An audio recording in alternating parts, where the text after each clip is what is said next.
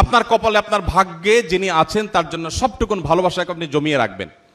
আপনি জানেন আপনার জীবনে, বৈবাহিক জীবনে একজন সঙ্গিনী আসবেন, এটা এক্সপেক্টেড। কিন্তু আপনি এখন থেকে যদি কোথাও প্রেমের নামে অবৈধ সম্পর্ক করেন, অবৈধ রিলেশন করেন, হারাম সম্পর্ক স্থাপন করেন, তাহলে দিন শেষে আপনি কিন্তু আপনার সেই হবু স্ত্রীর সাথে বিশ্বাসঘাতকতা করলেন। একজন নারী হিসাবে আপনি যদি কোনো ছেলের সাথে অবৈধ সম্পর্ক করেন জাস্ট সময় কাটানোর জন্য, জাস্ট টাইম পাস করার জন্য, তাহলে আপনি আপনার সেই হবু স্বামীর সাথে বেঈমানি করলেন, আপনি তার সাথে বিশ্বাসঘাতকতা করলেন।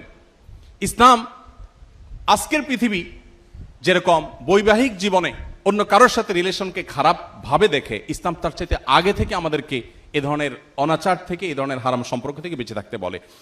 গোটা পৃথিবী বলবে আপনার যৌবনকে আপনি এনজয় করেন, আপনি যৌবনের উচ্ছলতায় হারিয়ে যান, আপনি ভোগ করেন। ইসলাম আপনাকে বলবে আপনি কন্ট্রোল করেন, আপনি নিজেকে নিয়ন্ত্রণ করেন।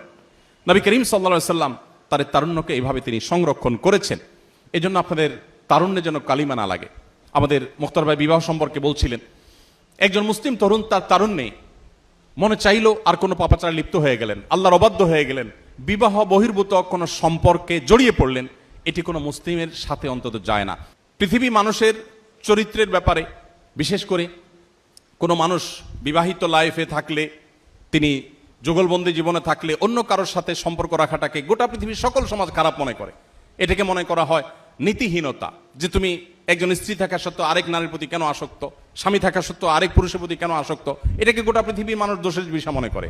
নবী করিম সাল্লাল্লাহু আলাইহি সাল্লাম যে জীবন দর্শন আমাদেরকে দিয়ে গেছেন সেটা এর চাইতে আরো কয়েক ধাপ এগিয়ে।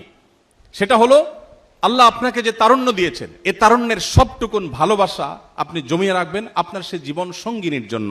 যেই যুবক তার তারুণ্যকে, তার যৌবনের চাহিদাকে কন্ট্রোল করতে পারে না, নিয়ন্ত্রণ করতে পারে না, তার চরিত্রকে হেফাজত করতে পারে না, তার সম্ভ্রমকে সংরক্ষণ করতে পারে না, এই যুবক আব্দুল্লাহ ইবনে ওমরের উত্তরসূরি হতে পারে না, এই যুবক ওমর রাদিয়াল্লাহু তাআলার উত্তরসূরি হতে পারে না, এই যুবক মুহাম্মদ সাল্লাল্লাহু আলাইহি ওয়াসাল্লাম অনুসারী হতে পারে না, এই যুবক কখনো আব্দুল্লাহ ইবনে মাসউদের অনুসারী হতে পারে না, এই যুবক সেই সকল সাহাবীদের অনুসারী হতে পারে না যেই সাহাবীরা মক্কার যাযাবর থেকে অর্ধ পৃথিবীর বাদশাহী করেছেন।